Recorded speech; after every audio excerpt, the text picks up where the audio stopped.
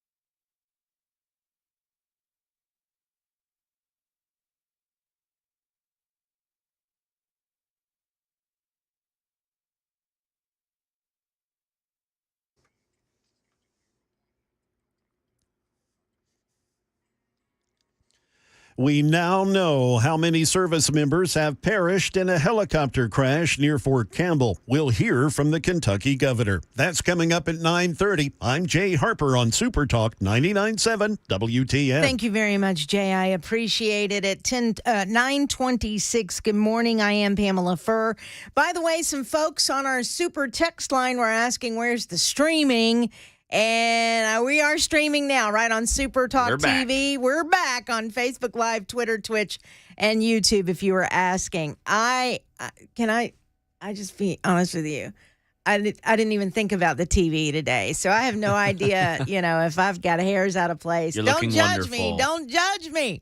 All right, and we'll get all the details then from Jay at 9:30 about the tragic accident that happened at Fort Campbell. So be listening for that. You know what I want to talk about at 9:35? I found this interesting. I read some articles about this last night. I heard Dan Mandis talk about it a little bit this morning. But there's been some proposals about using AI to help fortify schools, public schools. And I find that interesting. Now, I am a firm believer that we need to not knee-jerk react when some things happen. At the same time, I firmly believe that all of this discussion about guns and controlling guns, you're never going to get let's just be honest, the two sides from a political standpoint and lawmakers on the two different sides they're never going to come together. They are never going to find a compromise, and it's just going to be a lot of fighting, a lot of screaming, a lot of debate back and forth, and literally nothing gets accomplished.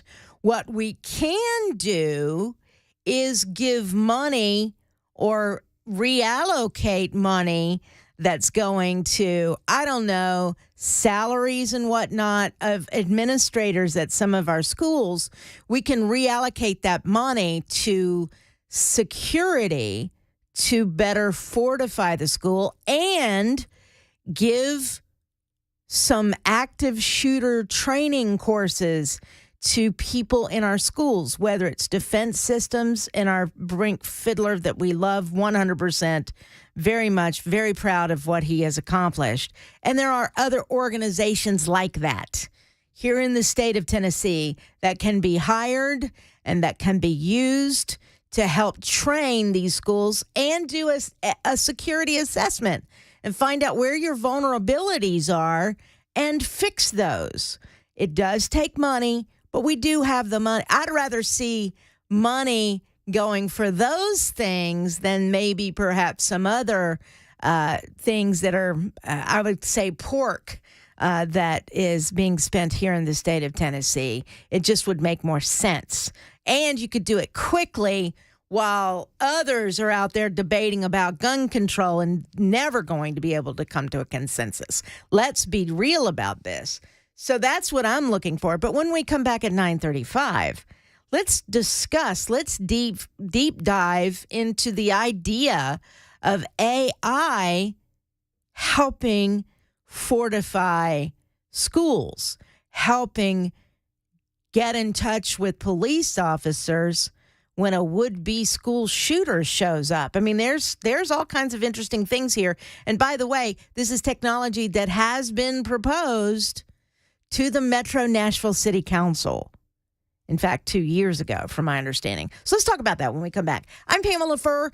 I am on Super Talk 99.7 WTN.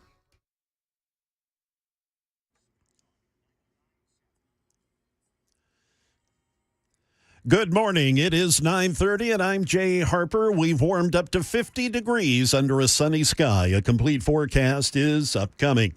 Just after 10 p.m. Wednesday evening, 2 Black Hawk helicopters on a routine training mission crashed in Trigg County, Kentucky, about 40 minutes from their base at Fort Campbell. The U.S. Army is now confirming that all 9 Fort Campbell service members aboard the 2 aircraft have died. Details as to exactly what occurred are being investigated. Just a few minutes ago at a Fort Campbell press conference, Kentucky Governor Andy Beshear offered these words. Listen, here in Kentucky, and I know in Tennessee, we love Fort Campbell. We love all the people that live here and that work here. They're a part of our community, of who we are. Their loss today is our loss. And we're going to stand with both those that are here today, and again, we're going to make sure that these families know that they are loved and that they are not alone. This is still a developing story. More details to come. That's the latest. Weather is next. I'm Jay Harper, WTN News.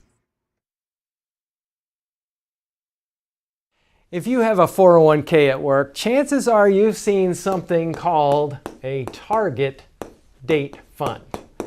Now, the idea behind a target date fund is if you're going to retire in a specific year, let's say 2030, all you do is put all your money in that fund and you don't even have to think about it. Set it and forget it is the idea. Now, one of the things that I warn people about regarding these types of funds is many times they're not nearly as diversified as you think. When we look at investing, when we look at diversification, we want to own really small companies, really large companies, really growth-oriented, really value-oriented companies, and diversify between these different market areas. Target date funds tend to focus more attention down here for a really basic reason. It sells better.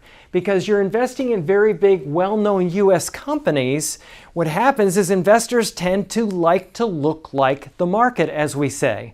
And the problem, though, is when we do that is we can go very long periods of time. 1966 through 1982 is one example. More recently, 2000 through 2012, where large U.S. stocks had no return, where other market segments actually did quite well.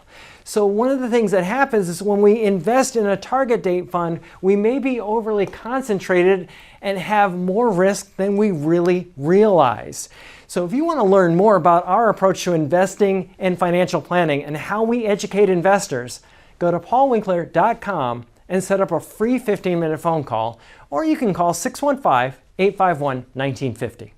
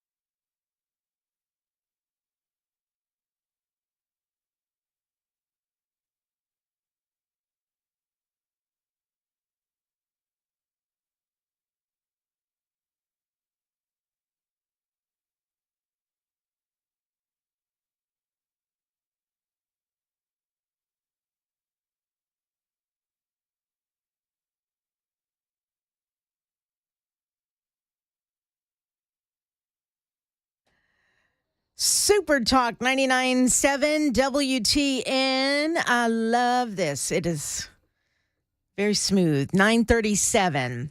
Glad to have you on board today. So as we continue to reel from what happened on Monday, you know what we're facing in the next couple of days. We're facing now funeral services for those who were killed on Monday. And we're going to have to get through this as a community, as a family that we call Nashvillians. We're going to have to get through that, and we will. And I know there are some of you that think we should just move on. Just move on. And I get that. Everybody reacts a little differently, but I think there are important things to discuss today regarding what happened on Monday. And I don't believe anybody is arguing the fact that the training that school, the Covenant School, went through, the active shooter training, probably saved a lot of lives. I've heard some even say those teachers that were there probably saved a lot of lives because they did what they were also trained to do. Thank God for that. Now, we have some new technology that is out there. Technology that, quite frankly, scares me half to death. I'm not going to lie. It's very, very frightening. It's exciting and frightening all at the same time because you have artificial intelligence that can do things that you and I do, and in some cases, better. And maybe it's my 80s upbringing when I remember Terminator and artificial intelligence with Terminator, and how things went terribly wrong when artificial intelligence became actually aware. Does that make sense? And so maybe it's just my paranoid mind, but that's what I always go back to when we start talking about artificial intelligence. Right now, there's a Southern Kentucky school system putting in an artificial intelligence weapon detection system. Christian County chose a system that works with artificial intelligence and lightning-fast weapons detection. Because of bid laws in Kentucky, they had to temporarily back off a particular vendor, but they know exactly what they want, so they're working on it. We witnessed a school that had about 1,000 kids come through a 2-lane weapons detection system in about 15 minutes. And so it didn't disrupt their flow of traffic. Who is this speaking? This is, well, it doesn't say who's speaking here. Yes, it does. Christian County Technology Director Jason Wilson. He said it didn't disrupt their flow of traffic. He said, I believe now if you go to the Titan Stadium or Nissan Stadium or you go to Bridgestone, they have weapons detection now to allow a mass number of people go through, and it alerts and tells you that there's a possible weapon. The cost of that system is $810,000 for 7 cameras that really jumps out when you look at what MNPS, which is Metro Nashville Public Schools, has been sitting on. We have been discussing putting this kind of system into place for 2 years, right? Nothing's happened yet. Nashville Public Schools owns 130 thermal cameras. The company Vigil has offered 3 different upgrade options ranging from $38,000 to $590,000, from simply improving firmware to adding upgrades to a complete overhaul. That's getting way down into the weeds. And in a recent email to Fox 17, the schools said here in Nashville, so they want to upgrade their own security cameras.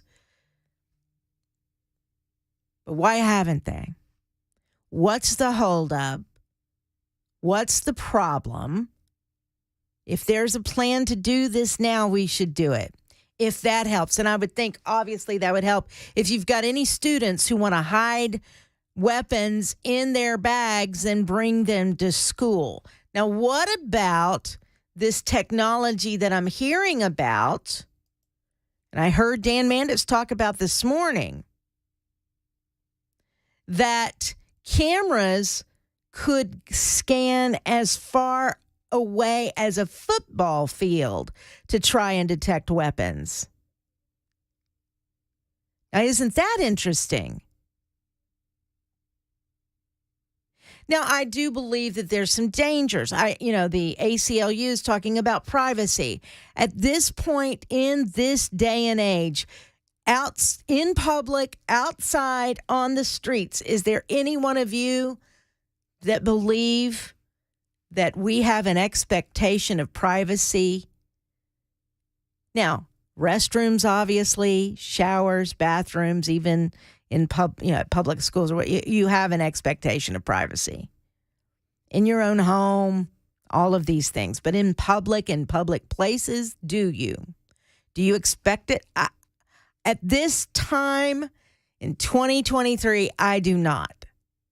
Now, if you're detecting a weapon from a football field away and it's an ordinary citizen walking with their weapon and police are alerted, I can see how this could be a little confusing, and you'll have innocent people being interrogated by police officers. What are you doing with that gun? Where are you going with that gun? Wrestling them to the ground because the school may have picked it up.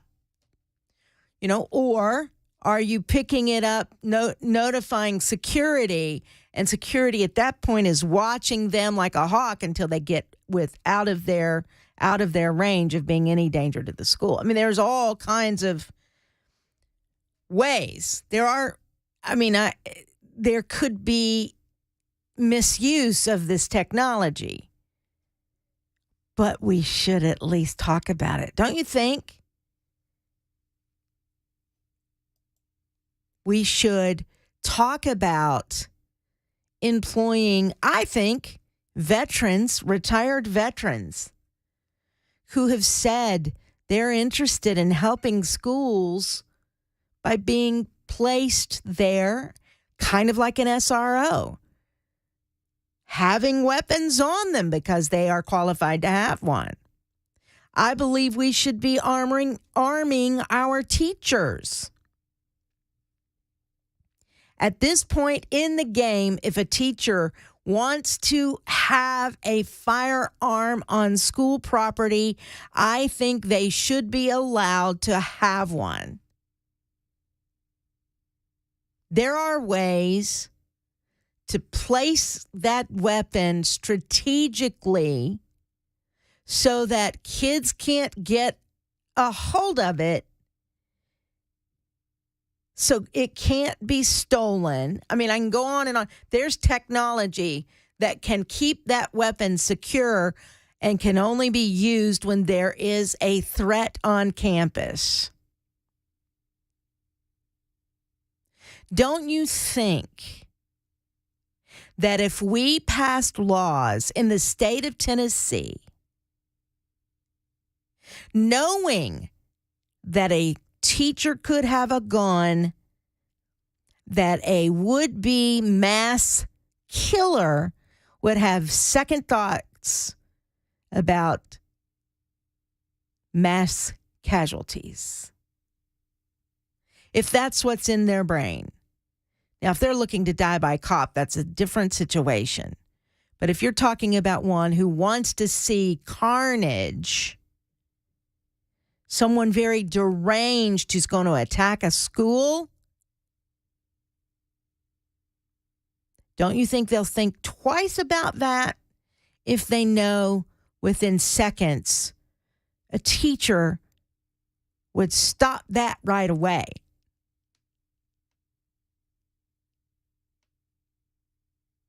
Research shows that is the case. And I think the manifesto coming from this shooter, this murderer, will. will prove this as well. That's what I think. I love the idea of the discussion. I love the idea of seeing some of this in place. I love the idea for our public schools to be more fortified. And then obviously our private schools need to look at private funding for also fortifying their own facilities and taking the training that they need to take. AI, guys, it is the future. It could be used for evil and it can be used for good. And the discussion needs to be had. That's my moral of this segment here on Super Talk 99.7 WTN. It is 9:48. I am Pamela Furr. Our super text line is open. 737-9986 615 737-9986. Want to hear from you on Super Talk 99.7 WTN.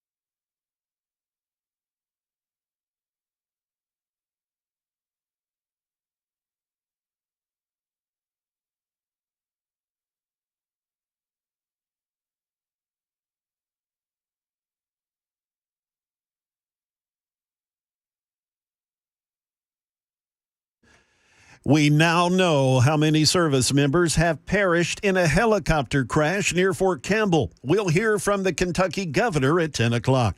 I'm Jay Harper on Super Talk 99.7 WTN. Thank you very much, Jay. It is 9:55 on this Thursday morning. Some of the super texters are texting in today. Robert says, arming the teachers, Pamela, is not going to solve the problem. The problem is the mental issues with these people, and they think they are right. This nut comes in and kills innocent people, children and adults, just to be noticed.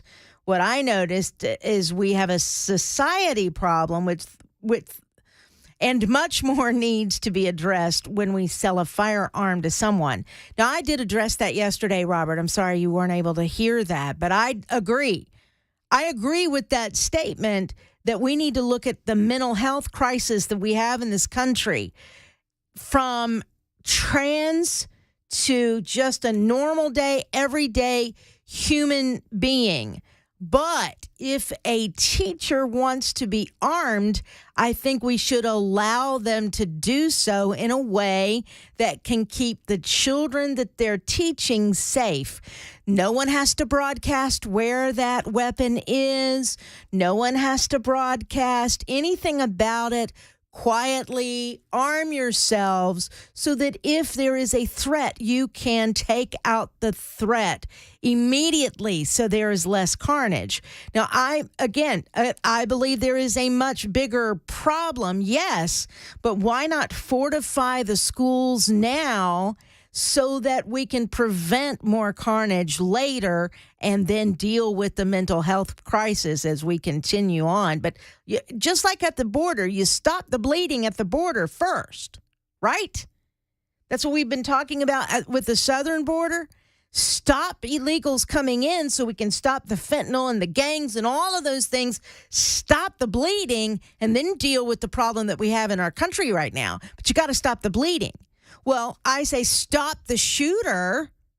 Stop the shooter. Stop the potential for shooters first, and then deal with the bigger problems. I think that's the best way to go. I think studies will show that is the best way to go in any situation. Stop the bleeding. Stop the issue, the immediate issue. And the immediate issue on Monday was stop the shooter. And they stopped that shooter as soon as they possibly could. Right? That's the issue. You've seen in other schools that didn't have weapons on campus of shooters going through and shooting as many people as they could. Way too many deaths in school shootings and other mass shootings, not just in schools. We've also heard stories of armed citizens that stopped it before the police got there. Right? The average time for police to show up when they first get the call that something has happened is 3 minutes. Brian Wilson has a timeline. I need to go back and look at that timeline to see how quickly our Metro Police Department responded. Regardless, they went through it in precision, with precision, and got that shooter. If a teacher had a weapon, could the shooter have been eliminated sooner? You have to ask these questions. Someone just sent a text, police getting there 15 minutes is too late. I agree if you have somebody inside armed. So anyway, that's the discussion today. More to come. I'm Pamela Furr in the chair on the air on Super Talk 99.7 WTN.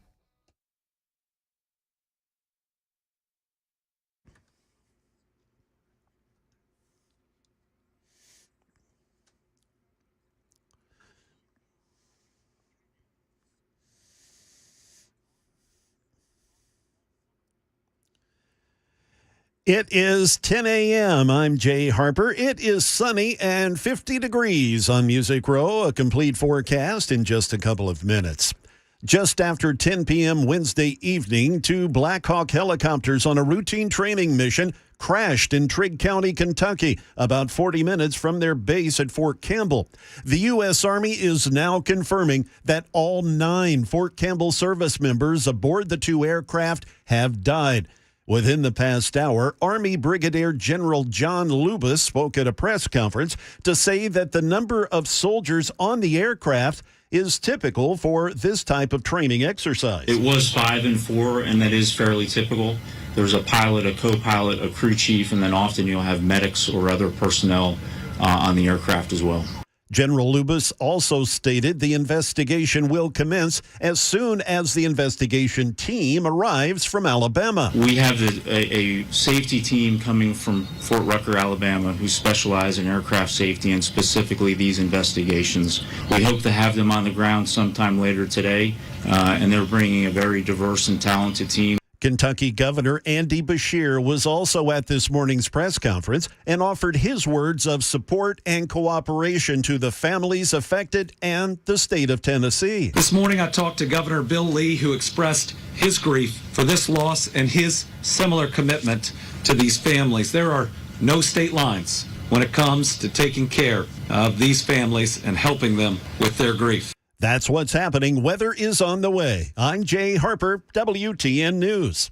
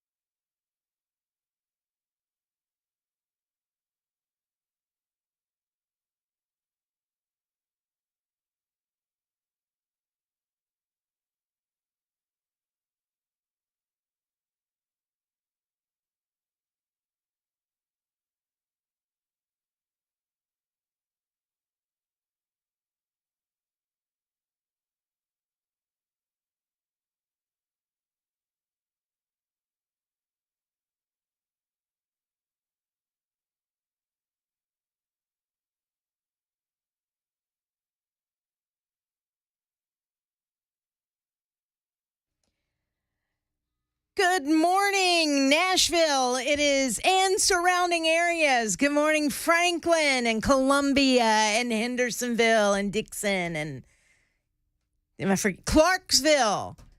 Good morning to all of you. Shovel. Good morning, Murfreesboro. There it is. I was waiting. Good morning to all of you. Glad to have you here.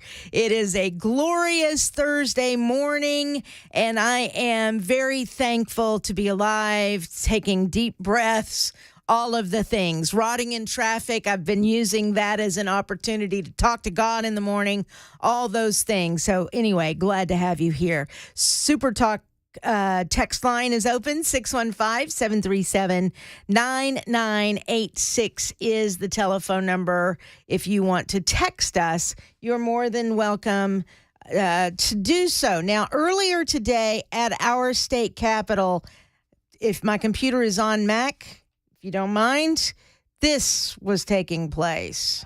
What do we want? Now! What do we want? Gun control! What do we want? Now! Now, there seems to be, it looks like a good crowd of several hundred people this morning. Now! What do we want? Gun control, right? Now! What do we want? Gun control! Now, I have to tell you, last night's vigil, I don't know if you had an opportunity to watch it or listen to it. It was a very somber event, and I am very thankful that our leaders did not take a political stand during the actual vigil service, if you will. But afterwards, you did have, Justin Jones. Do you remember Justin Jones, an activist who would, I think he threw coffee on a state lawmaker, whether it was by accident or not. He was never charged with anything. I don't think it was an accident at all. But anyway, he did that. He would spend days and days outside the state capitol, camped out, protesting. He was a part of our big protest/riot that happened. I remember this. Yeah, you remember that guy? So Yes. he's now a representative. Wow. Oh, yeah. So Yeah. he was elected as a representative. So he last night got on the microphone after the actual vigil, after the service was over, and he said, come to the state capitol tomorrow, which would be today, and protest. We want you here. And sure enough, there they are. Now, I don't know how many of them are inside the Capitol or inside the rotunda screaming, yelling, we want gun control and we want it now. But they sure were out there this morning saying those things. So we'll keep you posted on that. We are starting to get information in that there will be funeral services that will begin. I think the first service or burial is tomorrow. I don't know which child it is, but as soon as, again, if you want that information, we will certainly pass that on to you. There is a letter from, and I have to blow this up a little bit, and I don't know how because I can't see. Here we go. I'm gonna lean in a little closer to my computer here. There's a letter that Randy McNally has now sent to Governor Lee that reads this: I was simply deeply affected by the attack on the Covenant School earlier this week, and while much of my time has been spent in reflection and prayer about the horrific events, I have also thought deeply about what policies the state could adopt to prevent such events in the future. So he's outlined some changes that he would like to see.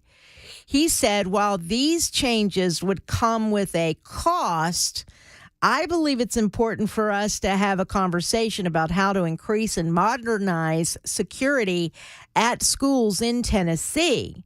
Much like the institution of fire codes has decreased the amount of school building fires, I believe we can come up with something similar for school safety. All right, so he has a 4-point plan, if you will.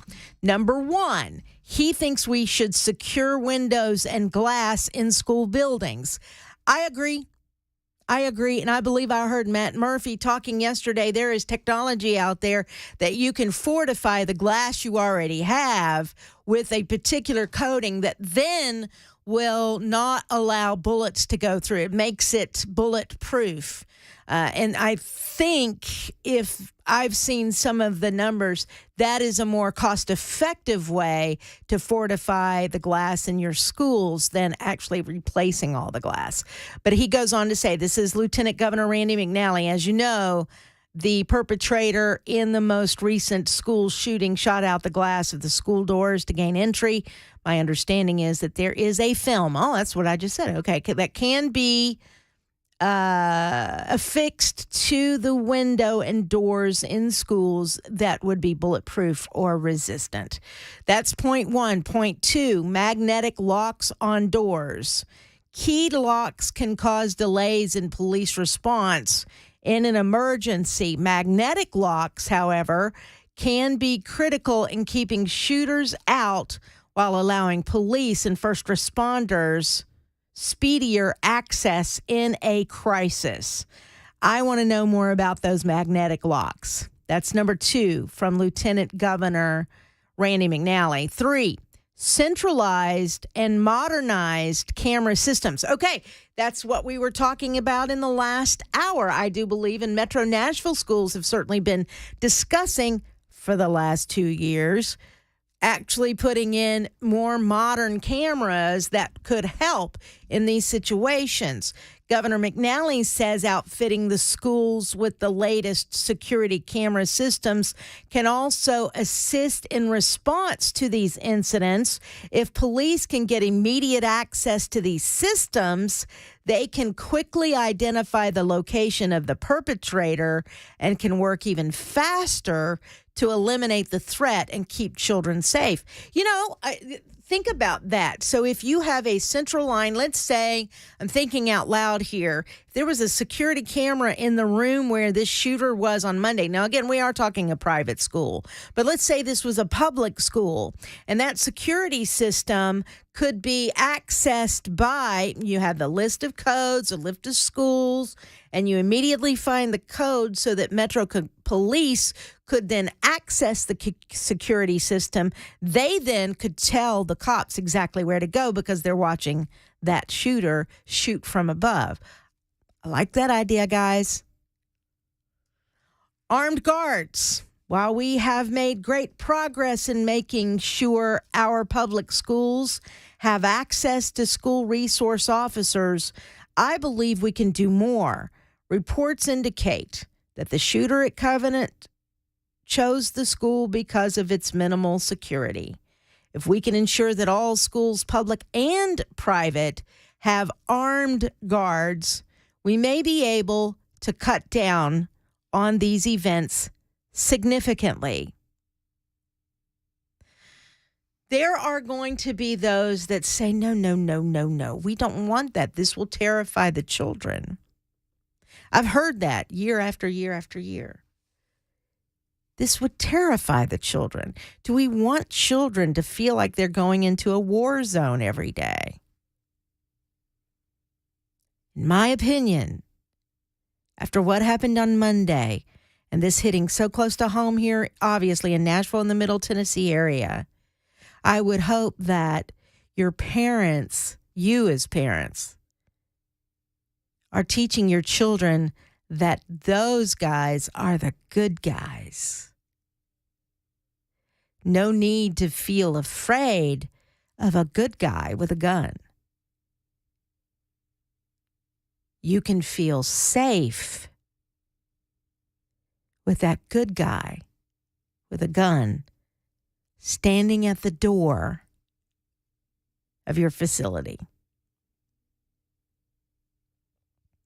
Just like in any other situation, like the Capitol, the state Capitol, although they don't have, I don't think they have armed guards, but they have police officers outside, obviously, Tennessee Highway Patrol, et cetera, et cetera.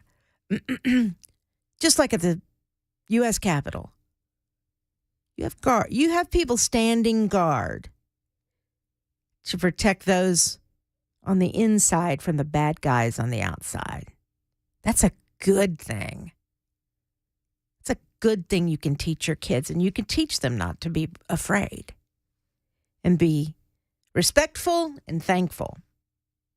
But these are the ideas from Randy McNally that he sent down the line in a letter to Governor Lee today. Where's Bill Lee? Where's Bill Lee? These are some of the chants that are happening today also at the Capitol that is being videotaped by different people. I wish I would have seen him last night, but it could have made a somber vigil very divisive had he been there. I don't know.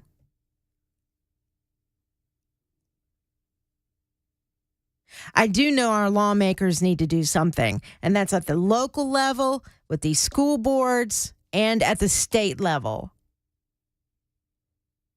Beyond that, I am for states' rights, state laws on these things. And I think if we can fortify our private schools, public schools, then we can look at the mental health issues that we talked about yesterday. Then we can do that. I think that crowd at the state capitol, I think they've dispersed. People are asking me on the super text line. I think they have dispersed. And here we go. Yes, Pam, they have Tennessee State Highway Patrol at our capitol here in Nashville. And every time I go through, he says he has to go through because he's a DJ and he has different parties and whatnot there at the state capitol. And so he has to go through security to get all the equipment approved to get that in. That's interesting. Here's another super texter. Pamela, I am old, but when I was a kid, we had a police officer come to our school once a month.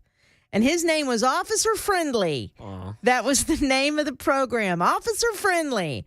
And we learned that cops were good guys. Well, why don't they have that program like that anymore? Well, they might. I don't have kids in school. Did you have anything like that in your school when you were a kid, Mac? I can't remember anything like that. We had the crime dog. Was it Gruff the crime dog would come in at our schools, and then we would have firefighters come in with the big fire truck. I remember that. Yeah. I remember that. And we'd learn about fire safety and Loved what to that. do. That was always so fun. So cool. Yeah, to climb up on the... Yes. So, but I don't remember actual police officers coming to our school, but Gruff, the crime dog, did. Maybe that's not a bad idea. Yeah, I think that'd be great. You know? At a young age, too. Yes. Yeah, but my parents always taught me to be respectful of police officers. You know, it was always funny.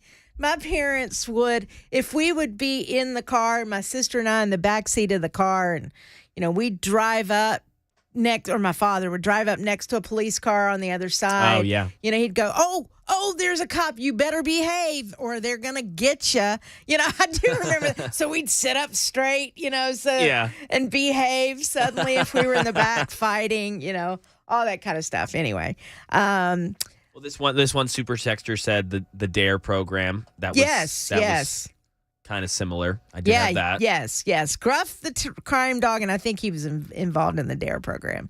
Anyway, so I hope that our schools are involved like that to show kids that there's no reason to be afraid of a cop with a badge. Now, here we will go down that road of there are some that say there's every reason in the world to fear a cop, or a man with a badge, or to fear that uniform.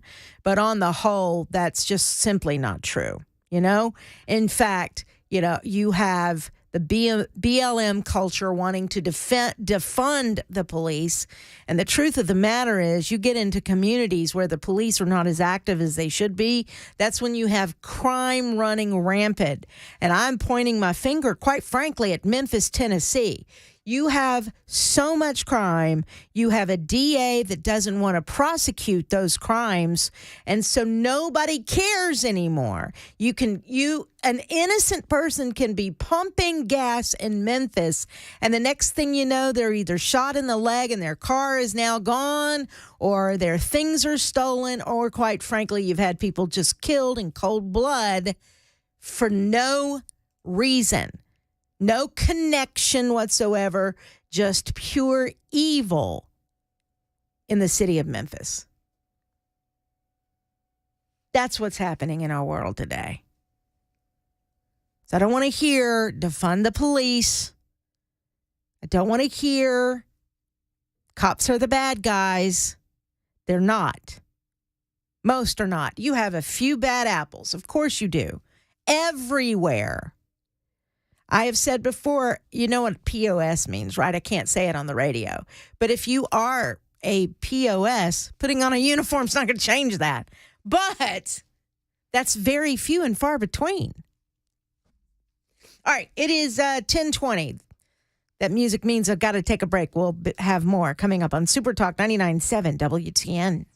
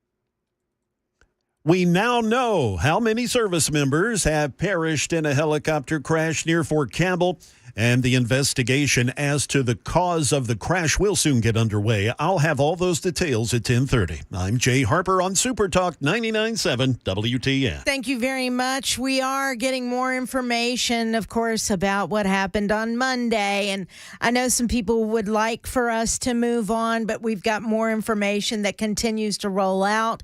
And apparently we've got some new information about a former pastor of the Covenant School who is now claiming that the trans shooter, Audrey Hale, was receiving counseling sessions with the father of one of her victims. So Chad Scruggs, who is the current pastor of the church there and the school, is claiming that she was receiving private sessions from that pastor. That's what we have heard today. This is coming from the Daily Mail. His daughter Haley was one of the children gunned down in the brutal attack, and police still say they do not have an official motive for the incident. Authorities did say that Hale had planned to attack more than one location, including a mall and another school. And now Bachman, this is the name of the former pastor of Covenant School, Jim Bachman, says that she could have been targeting Pastor Scruggs' other 3 children. Now, this is just a former pastor saying this. The police believe it was random. Remember, all the evidence isn't in, but remember, Police Chief John Drake said from what they are gathering so far, and this was just a day ago, that she was targeting the school, but no one in particular in the school. Well, now we're being told that Pastor Scruggs had been providing her with counseling, adding that Hale appeared to be searching the school for him. Again, that's this Jim Bachman saying that. He was not on site at the time. And Bachman speculated that Hale would have left his daughter alone had she been able to find Scruggs. I don't know about that. I know that's speculation, and I know that's being reported right now, but I don't know. I mean, this young girl, this sweet little girl, how would Audrey Hale know where to find her? How would she know what class she would be in? I don't know if that's true. Bachman said, I'm hearing he was providing counseling for her and something just didn't sit right with her. And so she targeted his daughter and perhaps his 2 sons that attended another private school. If she'd found Chad and tried to kill him, maybe she would have left his daughter alone. I don't know. She was very normal, happy-go-lucky little girl who liked to play kickball with the boys, and her parents were wonderful people. Talking about Scruggs. Pastor Scruggs and his wife also share 3 sons older than Haley, with at least one previously attending Covenant. It's unclear where Scruggs was at the time of the shooting. I don't know that it matters. That's what a former pastor is telling Inside Edition. All right, you know what? I want to say something about speaking to tabloidish kind of places, but police confirmed, yes, that Hale did previously attend the school, but her motive is still unclear. As you know, Chief Drake has said she being the shooter, had been suffering emotional problems, had an emotional disorder at the time. Hale's been described as having high-functioning autism, and police confirmed she was under a doctor's care. You know all the things. I don't have to go through all of that again.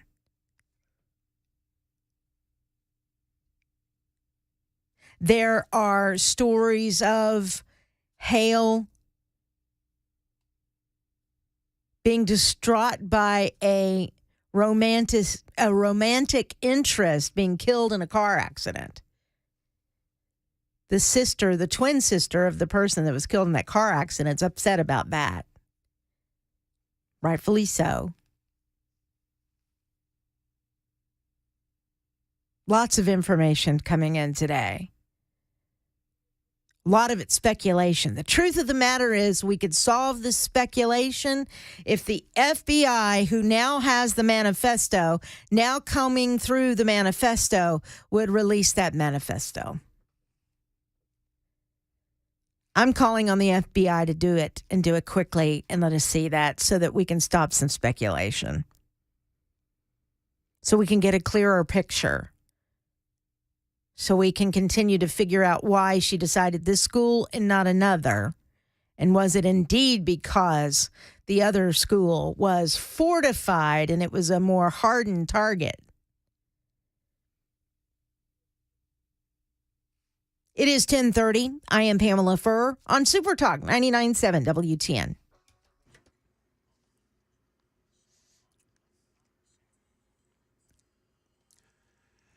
It is 10:30, and I'm Jay Harper. Sunshine and 50 degrees in Music City. The complete forecast coming right up.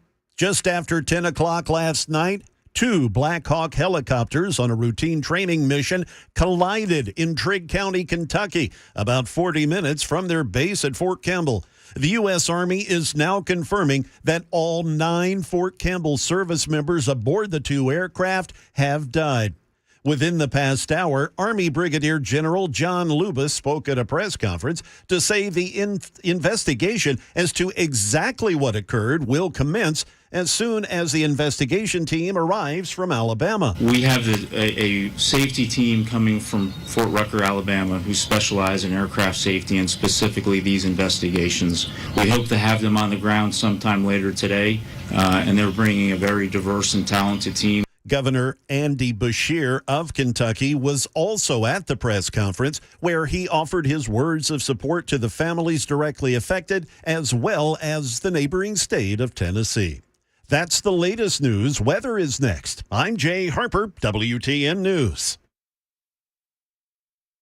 If you have a 401k at work, chances are you've seen something called a target date fund.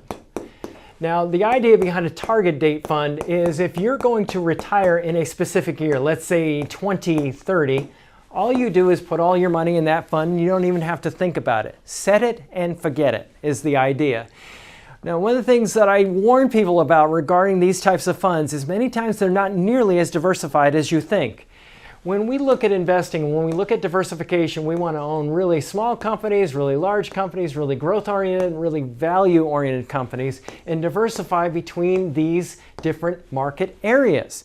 Target date funds tend to focus more attention down here for a really basic reason. It sells better.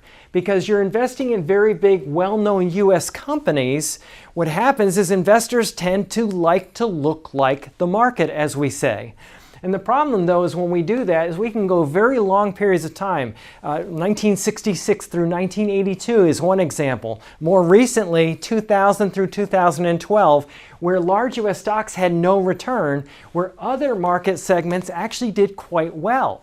So one of the things that happens is when we invest in a target date fund, we may be overly concentrated and have more risk than we really realize.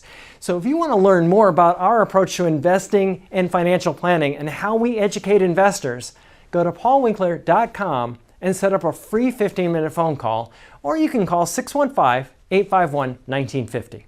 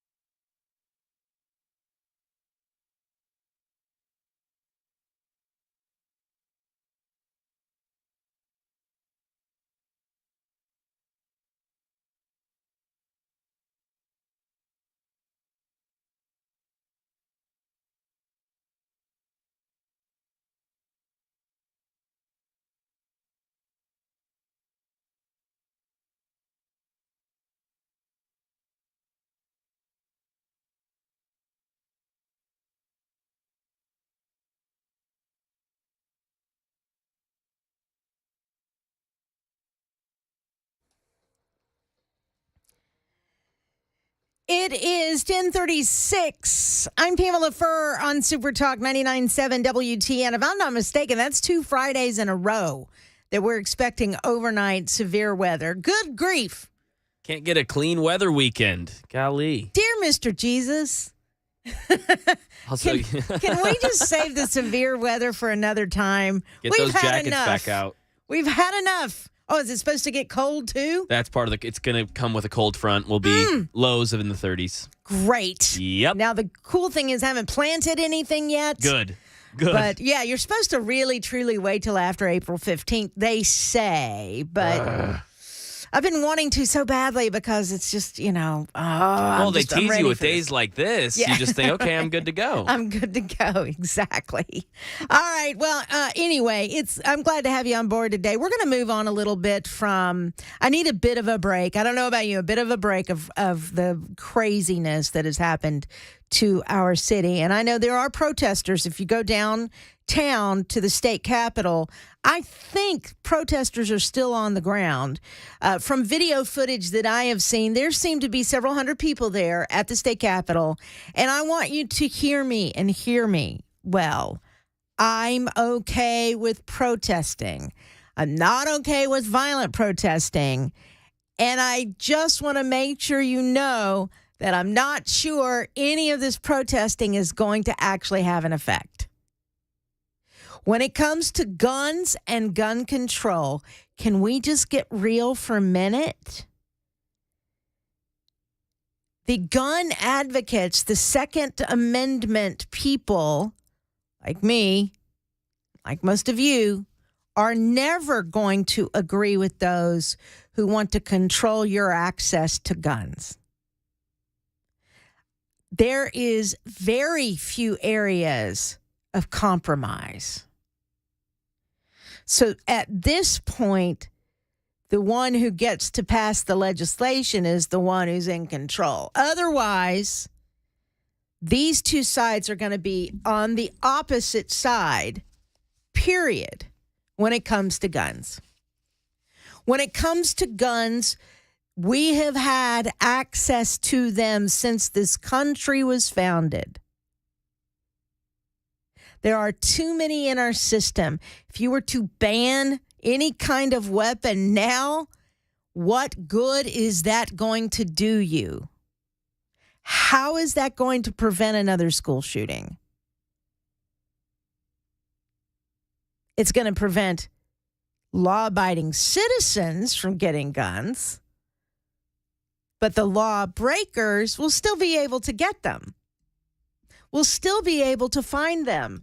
And if they are really dead set on carnage, they'll find another way. Someone said, oh, I know who it was. It was Andy Oakles, which may be on the show tomorrow. I'll let you know. Andy Oakles said whether it's the ingredients to make a bomb to blow things up, or whether it's a stolen weapon or a stone or a knife, or if you are dead set on carnage, do you think a law on a piece of paper is going to stop them?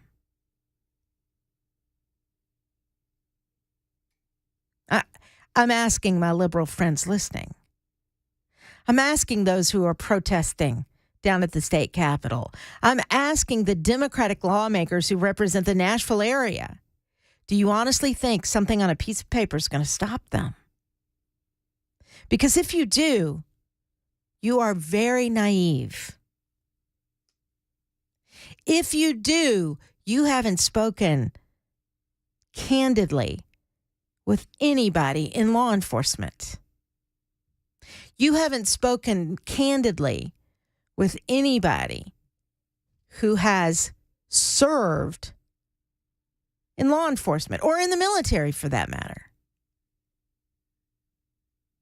So I believe in your right to protest. So if you want to protest, you don't have anything else to do today, you don't have a job to go to, whatever, and you're protesting down at the state capitol, more power to you. You need to get your anger out. If you're feeling it and feeling very, very upset, like we all are about what happened on Monday, and this is going to make you heal and make you feel better by screaming down at the state capitol today, more power to you. The Constitution says you can do it. If you think you're going to affect any kind of change, you're wasting your time. And if you think screaming in the hallways of Congress, there's some video out there, which I can play for you a little later. If you think screaming in the halls of Congress is going to do any good, sorry. Because, first of all, you start screaming, no one's listening at that point. All they hear is just tones and noise. It's all noise. You have to sit down and get some minds together and really start to talk about what can be done to stop a would-be shooter causing any problems. Plus, you've got to get stricter on penalties, too. Now, obviously, penalties wouldn't have helped in this situation. This shooter wanted to die. That was her main mission, at least based on messages to a friend shortly before the shooting began. Her mission was to die. And she wasn't brave enough to do it herself. She was a coward and forced police to do it for her.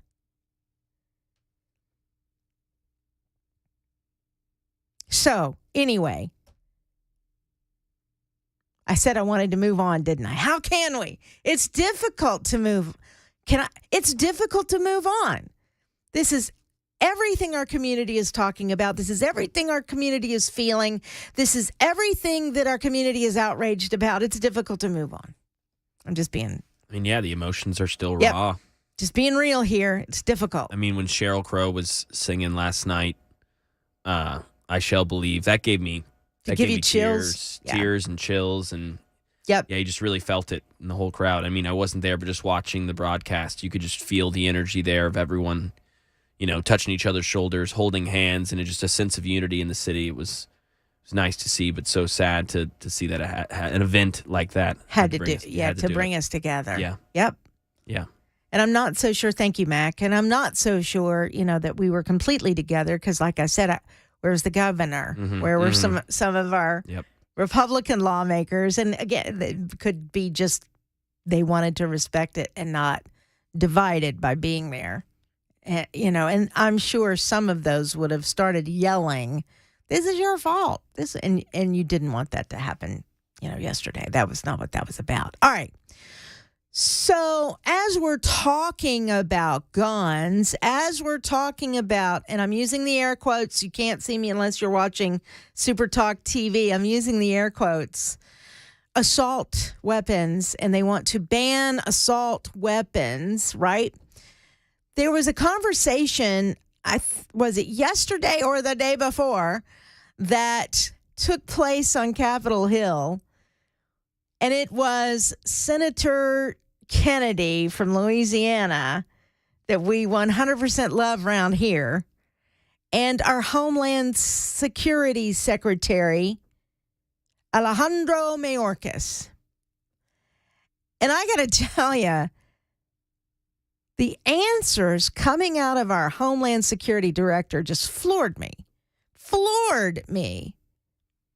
And assault weapons came up in this conversation. I'm going to play this for you. But here's the other thing that I want you to be aware of.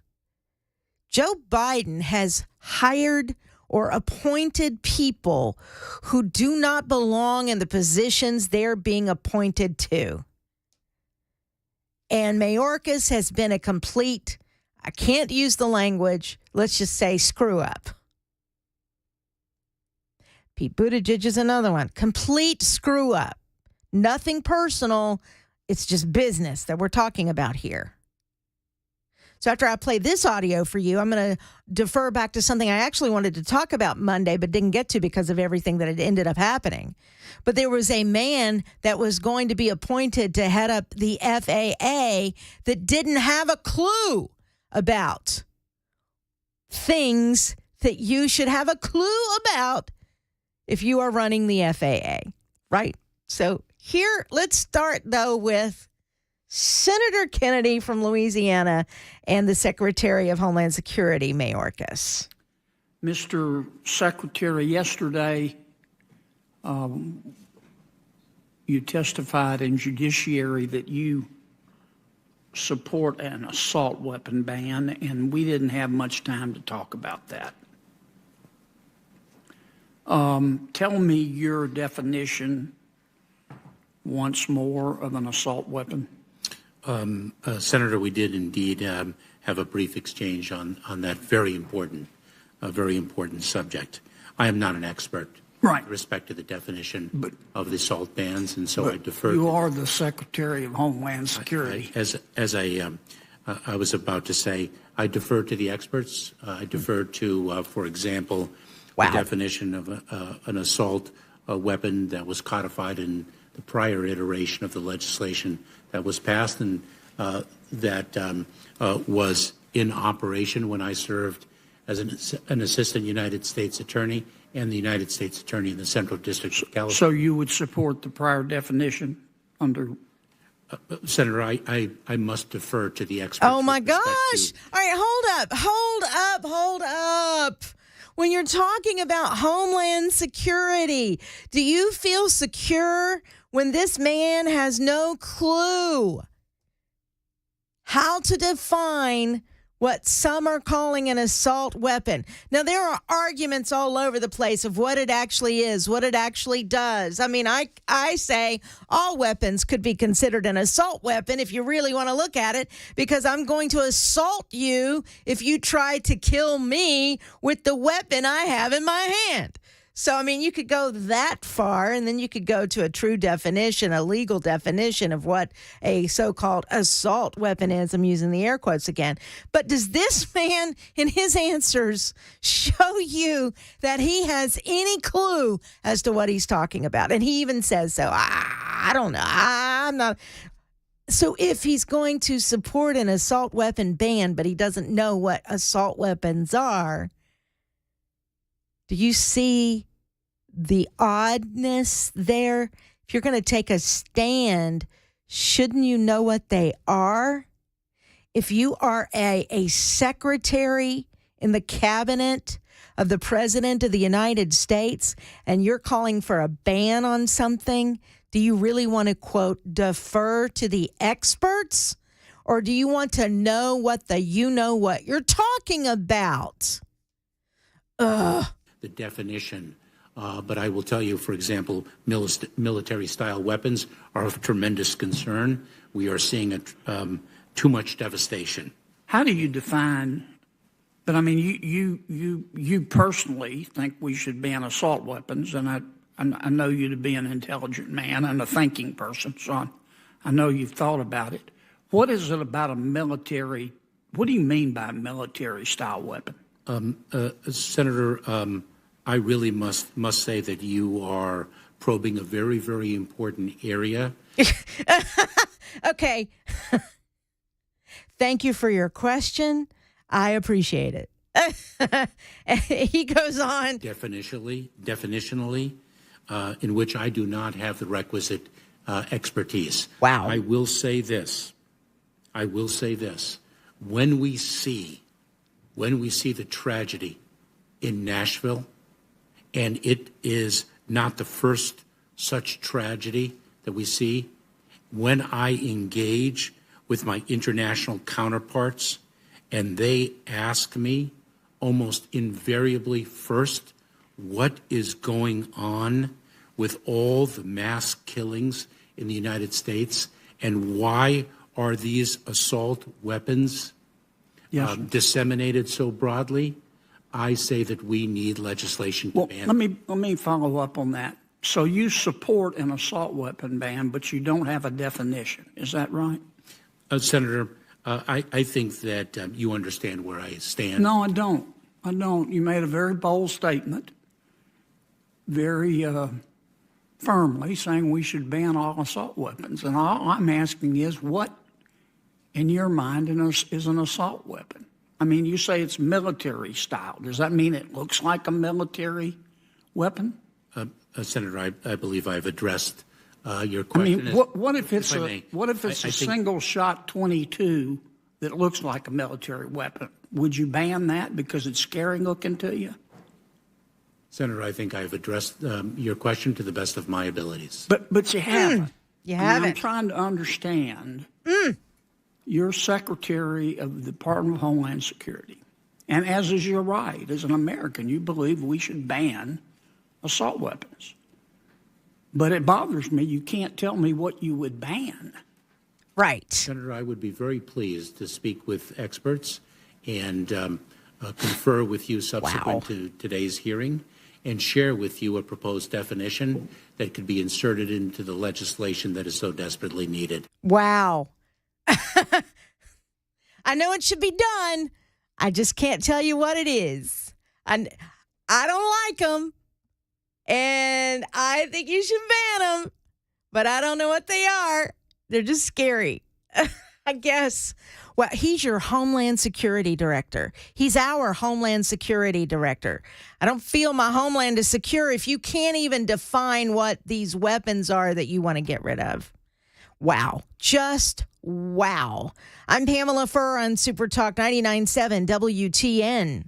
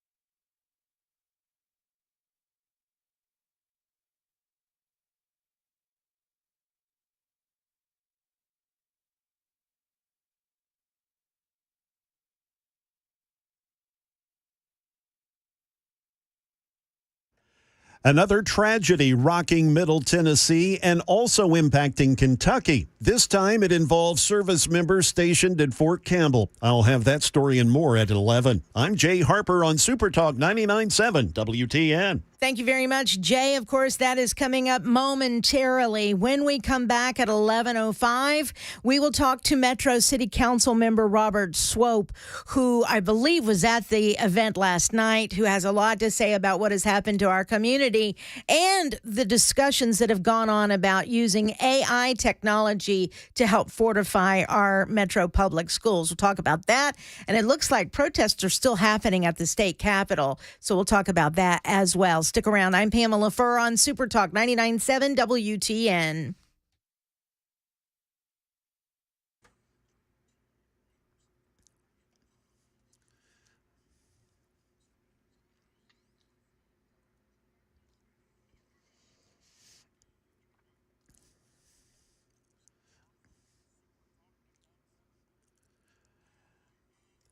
It is 11 a.m. I'm Jay Harper. It's 57 degrees under a sunny sky in Nashville. Full forecasts and the latest in that forecast, which does include some severe weather potentially on Friday night. All that's coming up.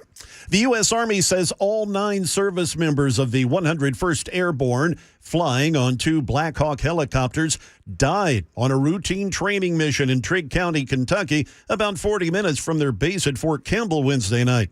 Army officials at a Thursday morning press conference said the helicopters were flying a multi-ship medical helicopter formation at night using night vision goggles. Here's ABC's Martha Raddatz. They will try to find out exactly what caused it. They have something equivalent to a black box. They obviously have communications beforehand. They might even have witnesses on the ground or in the air. This was an exercise, so perhaps others saw it, and they will get that kind of information, whether in fact the 2 aircraft collided probably sooner than anything else involving this investigation.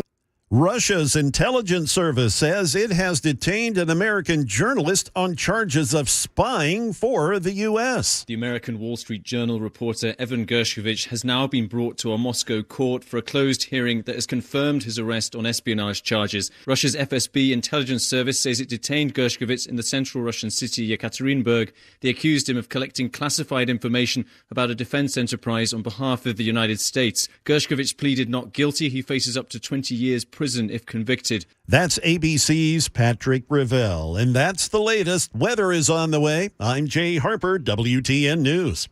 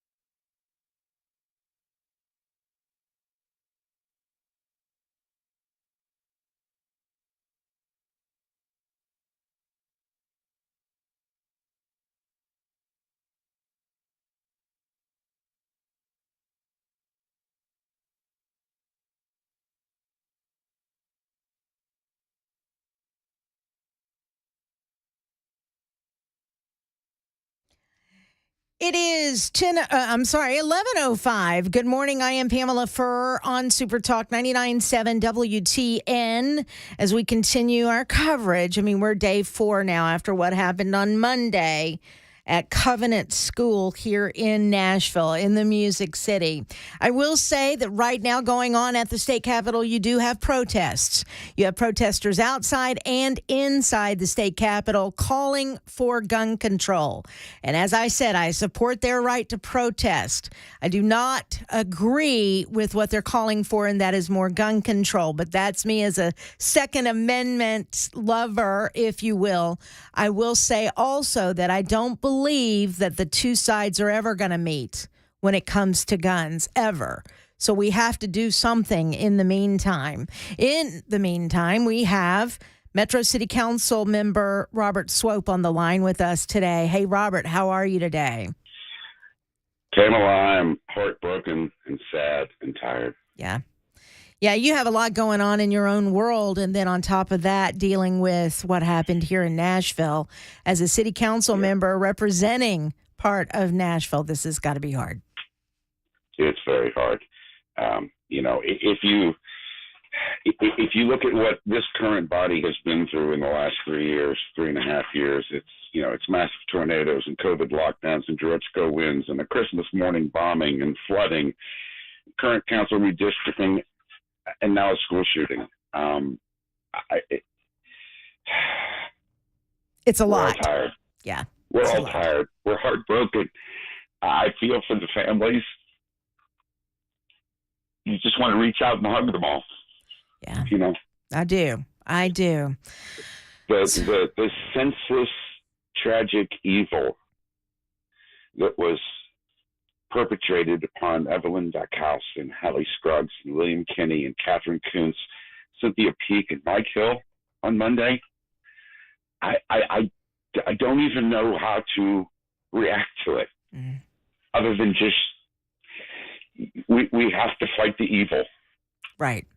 And that's what it is, pure evil. It's pure evil. You are right. And that's what a lot of people are looking to you and other Metro City Council members and the mayor and state leaders. We have to do something. So what is the answer? And so one of the reasons why I wanted to have you on today, I guess you spoke with a news outlet yesterday about AI technology that could possibly help in making our schools a lot safer. Tell me about that. Well, there's a number of things we can do. And yes, it's called hardening our schools. We're all well aware of the fact that this particular shooter, this particular crazy shooter, this evil person, targeted this school because it was a soft target. Right. Apparently, she had looked at other schools, and we've been led to believe that those other schools were MMPS schools, which are to some degree hardened. And what I mean by that is Granbury Elementary is a prime example. Granbury Elementary has bulletproof glass on all of its outside surfaces. So she couldn't have shot through and gotten in. Why don't all of our schools have the fortified glass like that? Covenant was a private school. Yeah, I know, and it but doesn't fall under MMPS regulations. Right. It's up to them. It's a church. As a Christian myself, we like to believe that all people are inherently good, and I think that's where we're dropping the ball here, because all people are not inherently good. There is an evil being perpetrated in our society that we need to fight with evil. There's no other way to deal with it. You can't fight evil with love. Well, so now it doesn't work. Well, let's get specific though, because that's what we're looking to you guys to be specific on. So there are a number of things you can do to, quote, harden the school, shy of putting armed guards everywhere. One of them is bulletproof glass. Another is what's called ballistic concrete, which is spray on and will withstand almost anything. And you can do it in panelization. You can do it on the entire wall. You can create safe spaces within an existing space for a relatively small cost. The ultimate extension of all this is AI technology that's used in air and high targeted areas around the world, which basically identifies a gun at 100 yards. Right. So that, when she started walking across the parking lot, the alarm bells would have went off. Everyone would have went into their drills. And police would have been called expensive. immediately. Yeah, police would have Correct. been called immediately. Exactly. It's expensive technology, but look at it in context. We've spent $100 billion, that's with a B, $1 billion, supporting the war in Ukraine. Can we not spend $5 million to protect 80,000 children in this city? I say we should. I don't know that there would be anybody that would disagree with you on that. So let me ask you this. Have you gotten any more details about the manifesto that we have not gotten? Okay. This is an active investigation. Yes. Regardless of whether there's anybody to prosecute, because there's not. Correct. It's still an active investigation. And in cases like this, there's a whole lot of smart people that come into play very quickly. And by that, I'm referring to, members of the FBI, probably the behavioral analysis unit. Sure. They want to know what motivates people to cross that line into pure evil, right? It's that motivation that needs to be determined. And before major news medias get a hold of a manifesto that could completely change this picture, they need to do their investigation. They need to do their analysis. They need the time to make that happen. Do I believe the manifesto will be released eventually? Yes. Will it happen tomorrow? Probably not. Right. Maybe next week, maybe a month from now. I can only say that I would be the first person to demand its ultimate release. But in the meantime, I'm a firm believer in let the experts go through it. Do their history, do their background searches, do their background research. Is there anybody else involved in this? Was she completely acting alone or not? Yeah. We don't know any of this yet. Well, not publicly, of course. And I would agree with you that the experts need to do what they need to do. But I do certainly believe that manifesto should be released as soon as possible so that we, the public, can also look at at analyzing it to know what could have been different, what could have been done to keep this from happening from someone who obviously had some major psychological problems to make a decision like she did on Monday. And Pamela, I mean, 110% total agreement with what you just said. But let me, my personal belief, this is not a gun issue. Right. It never was. You know, I collect old firearms, flintlocks, things like that. I also have modern guns. I have literally laid my gun on the floor and begged it to go shoot somebody. You know what? It didn't move. It didn't respond to me. I guess not. No, it did not take your command. It's not guns that shoot people. Right. It's people that shoot people. This is a mental health issue. We know right now, it's public knowledge, that she has been diagnosed with emotional distress orders of some sort. Again, we don't know exactly what yet. What medications was she on? There's a whole list of things that need to be evaluated by experts before the mass news media gets a hold of it and twists it into whatever narrative they want. Don't disagree with that. And I think that it should be released by the Metro Police Department. Just put it out there themselves so people can look at it themselves, and they don't have to look to mainstream media to have some crazy little narrative there. In the meantime, looking within, and I know this was a private school, but there are parents who are saying, hey, we want to make sure that our schools are as safe as they can be. Are you, as a city council member, now, obviously, we don't have a final decision on who's going to be the 20 members and all that kind of stuff. But besides the chaos that's actually within the city council, when you have your own constituents saying, what steps are you guys going to take in the future? Let's even say for the next school year to fortify Metro Nashville Public Schools. Is there now some discussion between you guys? I know it's only been 4 days, but I would think you council members are talking right now about some things that possibly you can propose for Metro Nashville Public Schools. And yes, those conversations have started. A fellow council member of mine, Jonathan Hall, has filed 2 resolutions, basically requesting that MMPS look into specifically the two technologies that we've just discussed, AI for gun recognition on property and ballistic panels and or concrete sprays and or glass. In other words, spend a little bit of money that it's going to take to do this and keep our children safe. Mm-hmm. Any reaction so far to that? I'm hearing that actually AI technology was discussed maybe two years ago for MNPS, and it got tabled. All of this has been discussed, and at some point we as council members can allocate those funds, but MNPS is solely responsible for spending them. The school board, and yes, a couple of years ago, we went through this exercise into how to secure our schools better than we do.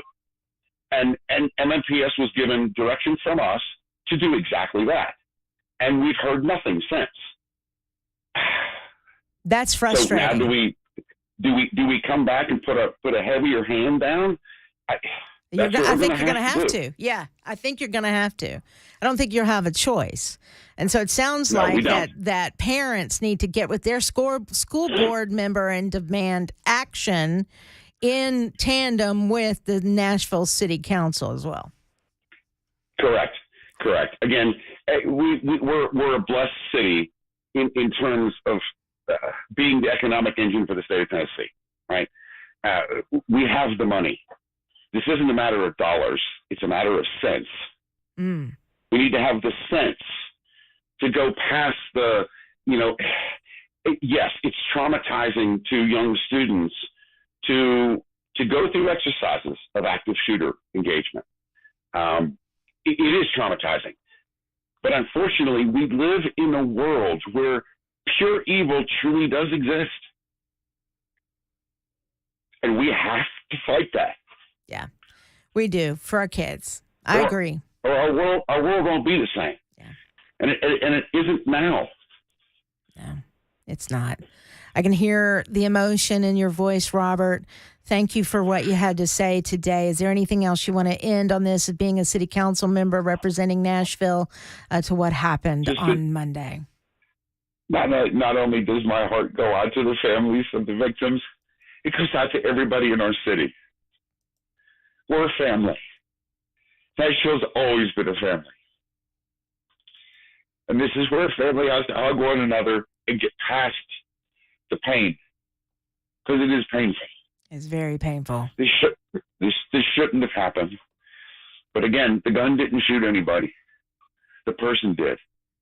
Yeah. And we need to figure out why. There's a motive behind all this. And part of that grieving process is discovering that motive and trying to correct future problems. Yeah. Thank you, That's Robert. all we can do. That's all we can do. Thank you for your time today. You know, I will be talking to you soon. We're tired. That's what Robert just said a moment ago. We're tired, and we've got to. I mean, Nashville's been through a lot. Holy smokes. He's right. I'd forgotten about the bombing. Yeah, the bombing, the hurricane, the tornadoes, floods. We're tired. We're tired. Thank you, Robert Swope, Metro City Council member for Nashville.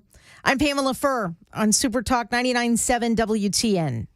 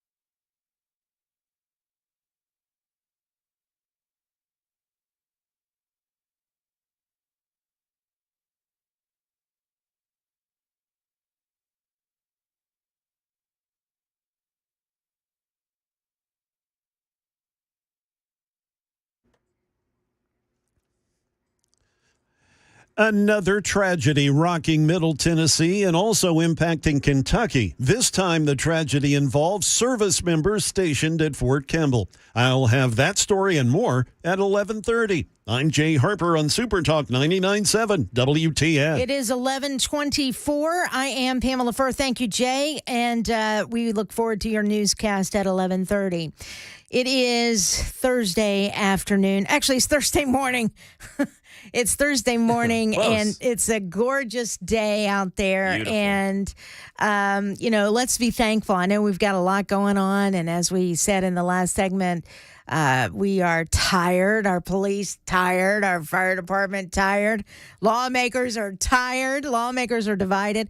And we do have a lot of angry people who are right now at the state capitol who are protesting lawmakers because they feel not enough has been done for gun control in our state. In fact, they say we have some of the most lax laws in our state when it comes to, quote, gun control. And, we can debate it all day long. We have debated it on all day long. And I respect your right to protest. It looks like it's been a peaceful protest. I mean, defining peaceful, it's loud. But nobody's doing anything to hurt anybody outside or inside the state capitol. You do have Capitol Police, Tennessee Highway Patrol, obviously, keeping everybody calm and safe. You do have news cameras that are there as well. But the demands are do something, do something, do something. And I am 100% with you on that. But I don't believe gun control is the answer. The other thing I would say in response to City Councilman Robert Swope, I feel like the sooner you can release that manifesto, the better. And I know mainstream media will do their twists and turns on the whole thing. But you also have a group of people that are speculating now on what the problems are. And if you have the truth and you have the information, then the speculation on the facts could go away. And I think in some cases, more speculation is dangerous because people will take that speculation to be fact. Now, one thing from Robert Swope that I had not heard, that possibly another school was the target. I thought it was a mall, but maybe there were more than one targets in the manifesto that was discussed. We did hear information that she may have planned something 10 years ago when she was 18 years old. Maybe that will come out for sure in the manifesto. I believe the 911 call is being released, the audio of that, or at least the non-emergency call from the friend who got the text message or the Instagram message from the shooter a few minutes before the shooting actually took place. And so we will probably be hearing that at some point today, if it hasn't already been released. We do know that funeral services are getting ready to start. So we're going to look at a weekend of mourning in the state of Tennessee and in the Music City. And then the real work will begin next week. And I think it should begin next week. And if what Robert Swope said in the last segment is true, and I'm sure that it is, I have no doubt that it isn't. It's the Metro School Board, the Metro Nashville Public School Board, that needs to look within their own budget to make sure the public schools are hard targets for anybody who has any inclination of shooting up our schools. It's the school board that we need to look to and demand that they make sure that our little ones who are just trying to get an education are safe as they do. I know this was a private school on Monday. They did what they should have done and employed active shooter training with their teachers and faculty. I hope every private school in this city decides to do the same thing. Again, whether it is with defense systems. There are other organizations out there that do the same thing. Put it in your budgets. Why you haven't before now is beyond me, but now is a real reason to do it. Put it in your budgets. Put it in your plan. Do it. It is 11:30. I'm Pamela Furr on Super Talk 99.7 WTN.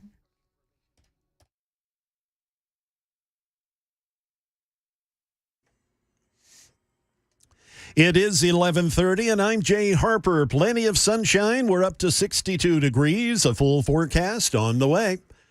9 U.S. service members died Wednesday night when 2 Army Black Hawk helicopters crashed in Trigg County, Kentucky. Commanders at Fort Campbell say the helicopters were flying a nighttime training mission with night vision. At a press conference this morning at Fort Campbell, 101st Airborne Division Deputy Commander Brigadier General John Lubas said there were at least no injuries on the ground from the crash. They were able to land in an open field across from a residential area. So thankfully, there were no additional casualties or injuries as a result of the aircraft crash. Lubas also stated the investigation into the cause of the crash will begin as soon as the investigation team arrives from Alabama. We have a safety team coming from Fort Rucker, Alabama, who specialize in aircraft safety and specifically these investigations. We hope to have them on the ground sometime later today, and they're bringing a very diverse and talented team. The sentence for a man convicted in a road rage killing has been passed down. Devontae Hill will spend more than 2 decades behind bars after being convicted of the charge of second-degree murder in the shooting and killing of Nashville nurse Caitlin Kaufman on I-440 in December of 2020. Kaufman was on her way to work as an ICU nurse at Ascension St. Thomas West when she was shot while driving on I-440. That is the latest news. Weather is next. I'm Jay Harper, WTN News. If you have a 401k at work, chances are you've seen something called a target date fund. Now, the idea behind a target date fund is if you're going to retire in a specific year, let's say 2030, all you do is put all your money in that fund. You don't even have to think about it. Set it and forget it is the idea. Now, one of the things that I warn people about regarding these types of funds is many times they're not nearly as diversified as you think. When we look at investing, when we look at diversification, we want to own really small companies, really large companies, really growth-oriented, really value-oriented companies, and diversify between these different market areas. Target date funds tend to focus more attention down here for a really basic reason. It sells better. Because you're investing in very big, well-known U.S. companies, what happens is investors tend to like to look like the market, as we say. And the problem, though, is when we do that, is we can go very long periods of time. 1966 through 1982 is one example. More recently, 2000 through 2012, where large U.S. stocks had no return, where other market segments actually did quite well. So one of the things that happens is when we invest in a target date fund, we may be overly concentrated and have more risk than we really realize. So if you want to learn more about our approach to investing and financial planning and how we educate investors, go to paulwinkler.com and set up a free 15-minute phone call, or you can call 615-851-1950.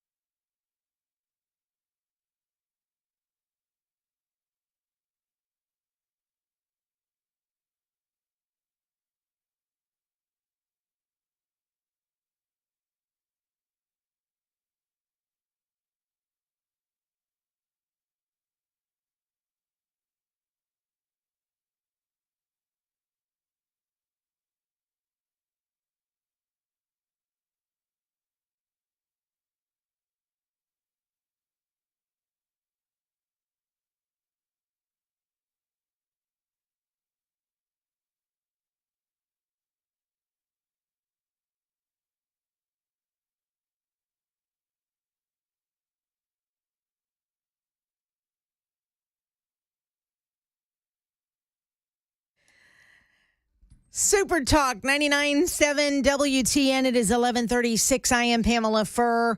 Glad to have you on board today on this fine Thursday afternoon. 615-737-9986 is our super text line. It is open right now. We're also on Super Text TV. No, we're on Super Talk TV on Facebook Live. Text TV. That'd be interesting. That'd be interesting. Well, actually, you can comment on true. all of those things. 100%. We do not have enough personnel to be able to read all of the messages at one time. No.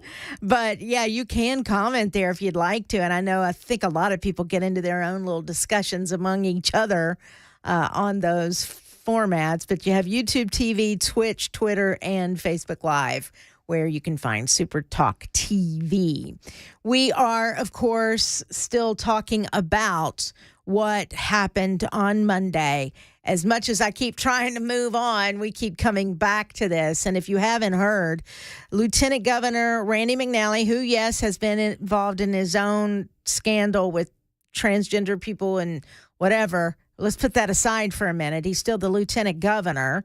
And he has written what seems to be a heartfelt letter to Governor Lee following this fatal shooting at Covenant School in Nashville this week. He is asking for four things that we should do to increase and modernize security at our schools in the state of Tennessee. He says, much like institution of fire codes have decreased the amount of school building fires, he believes, Lieutenant Governor McNally believes, we can come up with something similar for school safety. I don't know that I disagree, and I think a lot of us have talked about that this week. Number one for Governor McNally is securing windows and glass in school buildings. And I agree, there's technology where you can do that. And Robert Swope, the city council member, if you were able to listen last half hour, he spoke of there's even like cement that you can use to put on walls that could fortify the walls where gunshots can't get through it. It more or less, once you lock the door, it becomes a bit of a safe space or a safe room. It does cost money, but I mean, we're talking about our children here. So, and there's also glass that you can put a certain coating on glass to then fortify the glass so that bullets cannot shatter the glass and shooters get in that way. So there are things that you can do to fortify your schools that way. Magnetic locks on doors. And I think I've heard Defense System and other organizations speak of magnetic locks on doors. I don't know that they didn't have them at Covenant School, but that is one of the things that McNally is proposing. Keyed locks can cause delays. We know that in police response in an emergency. Magnetic locks, however, can be critical in keeping shooters out while allowing police and first responders speedier access in a crisis. This is part of the letter that the lieutenant governor sent to the governor. Number three, centralized and modernized camera systems. Outfitting schools with the latest technology, the latest security camera systems can also assist in response to these incidents. If police can get immediate access to these systems, they can quickly identify the location of the perpetrator and can work even faster to eliminate the threat and keep the children safe. If I didn't watch the body cam footage a lot, because, again, I think I told you earlier this week, I get a little, and this is a poor choice of words, but triggered when I'm seeing real life situations where people are killed. So it messes with my head a little bit, so I can't watch it over and over again. I'm not someone that can separate completely the two, as our military and Metro police officers can do and other law enforcement officers can do. I have not been trained to do that. So, but when I saw the video, it seems to me that these officers doing exactly what they were supposed to do in trying to clear the rooms, but they were looking for the shooter. And so when you had the alarms going off, you had a lot of noise going on and alarms going off, You didn't exactly hear gunfire at a different location in the building per se. So it would be better. Now, these guys did exactly what they were supposed to do with precision. So this is not a criticism at all. But it would be better, would it not, if you had enough surveillance cameras inside your school, if you have a shooter in a particular area and can see that, if you could feed that information to the men or women that are going into that situation to take out the shooter, if someone's feeding you that information because they see them on the cameras, couldn't that make it a bit faster? I don't see how it wouldn't. And then armed guards. This was number 4 from Lieutenant Governor Randy McNally. While we've made great progress in making sure our public schools have access to school resource officers, I believe, says Lieutenant Governor McNally, we can do more. Reports indicate that the shooter at Covenant chose the school because of its minimal security. If we can ensure that all schools, public and private, have armed guards, we may be able to cut down on these events significantly. So these are 4 points that came from our Lieutenant Governor, Randy McNally. Meanwhile, U.S. Senators Marsha Blackburn and Bill Hagerty are introducing the Securing Aid for Every School Act, or the SAFE Act. The Safe School Act establishes a $900 million grant program that would allow both public and private schools to train and hire veterans and former law enforcement officers to serve as school safety officers. It would also allow the hiring of off-duty law enforcement officers and would provide funding to harden schools and increase physical security. I love it. The legislation continues Senator Blackburn's efforts to keep our children safe at school. She introduced similar legislation in a prior Congress.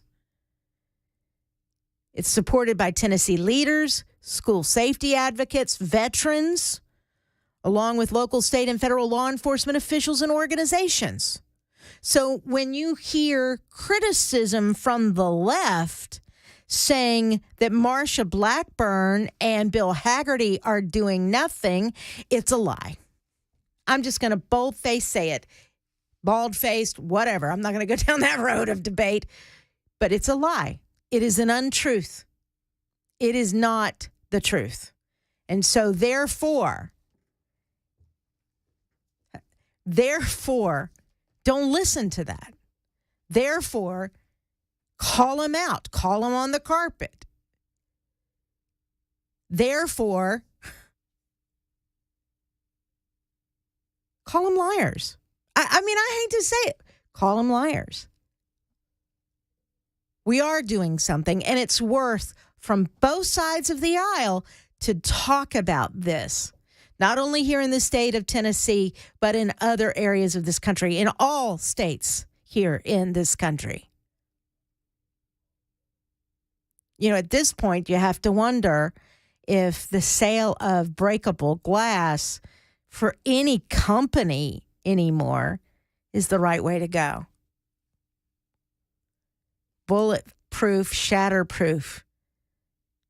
In 2023, I hate to say it, seems to be a better way to go. And that's going to be so much easier than calling for a ban on guns, whether they're, quote, assault weapons or not. Calling for any kind of ban like that is just not going to happen. It's not going to work. And in places where they have done it, it's done nothing to curtail crime, nothing to curtail murders, nothing to curtail shootings. And what the left would call mass shootings, I think if it's more than one person, they end up putting it in the mass shooting category.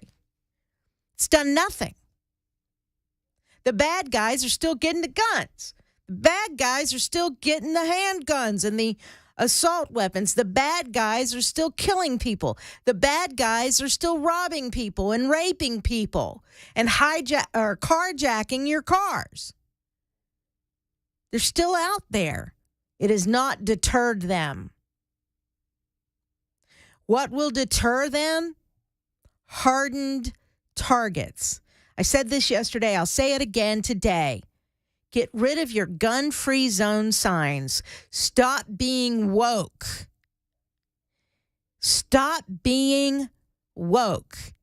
That kind of thinking leads to people getting killed. I'll say it again.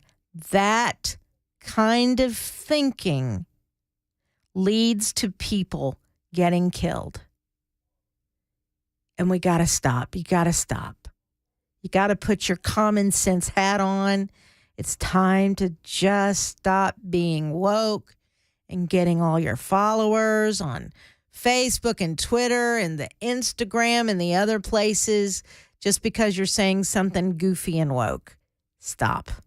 That's got to stop. Getting famous for stupid comments that you're making without really thinking. And people are dying. That's what's causing death. That's what I believe. All right. It is 11:47. It's a little deep, a little heavy there. So let's do this. We'll take a break. And then the lighter side, because it always seems to be a bit lighter when Matt walks into the room and says hello. Matt Murphy, who does noon to 3 here at WTN. So we're going to talk to him when he comes back, find out what he's got coming up on the show at noon. And then I do believe Brian Wilson will be on at 3, but he will be at the Parthenon Grill for his entire show this afternoon in Murfreesboro. So anyway, that's the agenda for the rest of the day. We'll be back in a moment on Super Talk 99.7 WTN.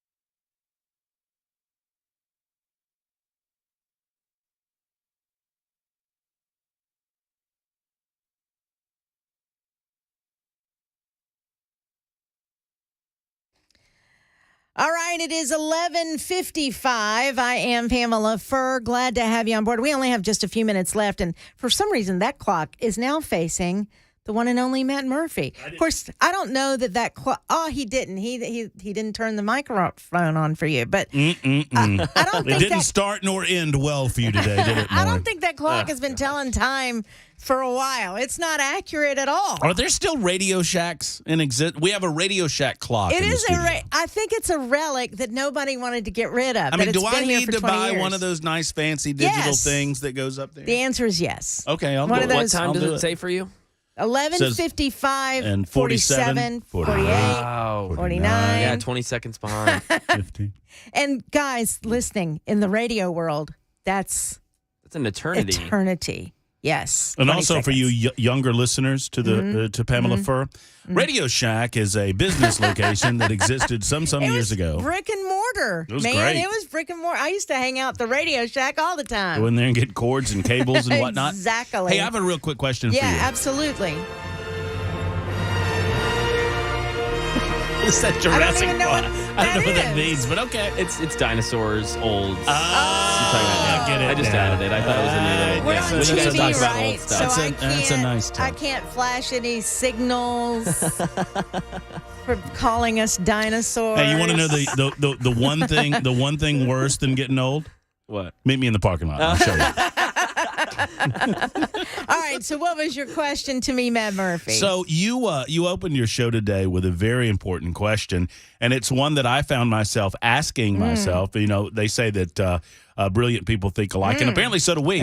We think alike. Because I'm watching the vigil last night, and I saw no Jack Johnson, no Governor Lee, Right.